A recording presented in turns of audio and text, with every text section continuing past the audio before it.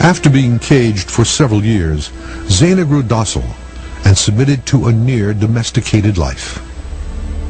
Although she never spoke more than a couple of words, she roamed about the village freely and even worked at Ganaba's mill.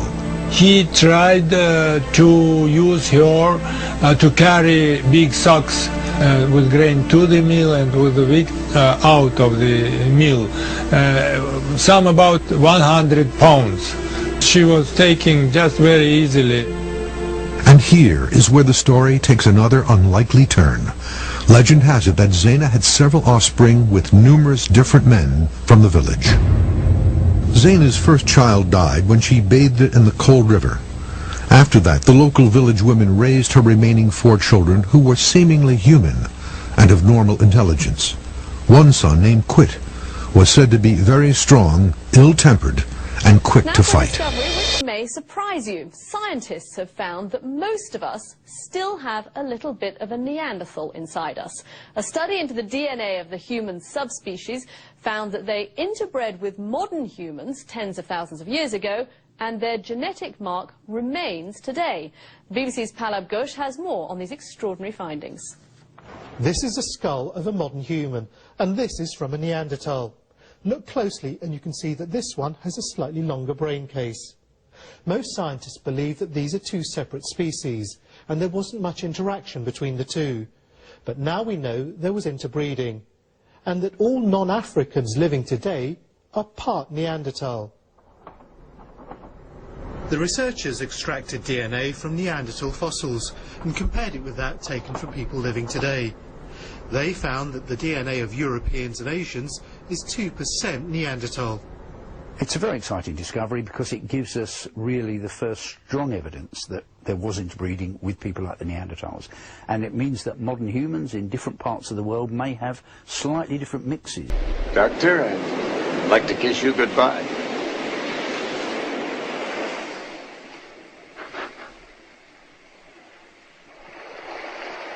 All right, but you're so damned ugly.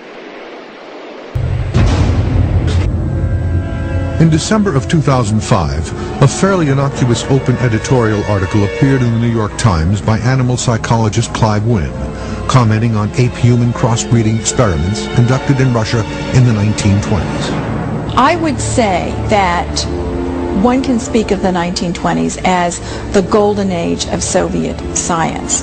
Anything was possible. The story was quickly picked up by Russian and European papers, introducing even more explosive information.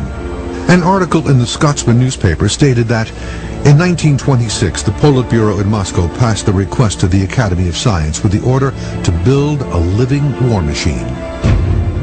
A new, invincible human being, insensitive to pain, resistant and indifferent about the quality of food they eat.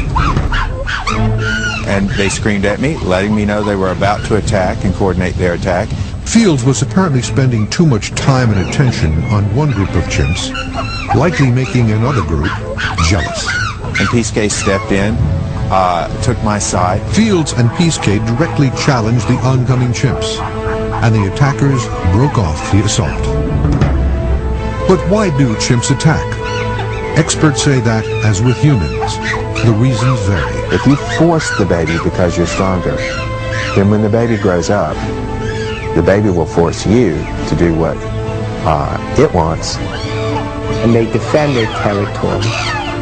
And part of defending their territory is defending the resources. They fight because the males are concerned that if these other males get to the females, they will probably kill the offspring. The reality is, apes and people are much more alike than even scientists expected. It's called a rape of the Nile. And they tell you all the thousands of things that they pull out of this place. Fabian, the rape of the Nile, if you want to write that down. Anyway, he goes in and then there's a big rush because they got all this stuff out here, but they don't know what it says and they don't know what it means because nobody can read Melanated or hieroglyphics. So we get Champollion, comes along, him and he's from France. There's got another guy, I think he's from England or Germany. And they got this big race on who's going to be the first to translate hieroglyphics or Melanated. Anyway, it takes Champollion 16 years to do this. And in 1924, he translates the Melanated, and all this, and then you have the next era where people have to learn it, and then you get the birth of Egyptology, where you have Gerald Massey would be his own Egyptology, but you have people like Budge, you'd have people like Birch, and Gaston Maspero from France, and all this was to come later. But the key point is Champollion translate these hieroglyphics. As soon as he translates these hieroglyphics, he goes, heads straight to Kemet, the same year, heads straight to Africa, Kemet, to excavate all of what he has found how to read. And he goes to the temple of Seti I and the temple of Biblium el Manuk, which is the tombs of Ramesses V. The temple of Seti I is the temple of Ramesses I, built by Ramesses II when he was like 21 years old. His father dies and he goes and builds his temple. It's in Abydos, the first Holy Land. If you didn't know there was more than one Holy Land, this is in Abydos, the first Holy Land. And we have the temple of Seti I. Now, what's interesting about this temple is, I got a picture of this temple from the 19th century, which is a nice temple with columns and all of this on it. And by the time I get another temple from 1989, the temple is totally different. It's like these white boys went in and reconstructed the temple, tore it down and built it back up. We know why they did that. Because in this, he finds out that he has in this temple, and I want to get this picture. In this temple, he finds out that there's 4 men. And it's in the first piece you have on Egypt, if you want to look at that. There's 4 men in this temple. And I got a picture of these men, if I can find it. But anyway, those 4 men are called the Nazi, which is the Southern Africa, or the West Africa. The Himu, which is the Semitic. The Ruti, or the Root race, which is your East African, which is the Egyptians, or the Kemites. And then you have the Tamahu. Now, if you notice in that document, they don't talk about no other races. They just tell you what their names are, what they are known as, and where they're from. What type of ethnic background they're from, whatever. But the only one that they talk about in there is what?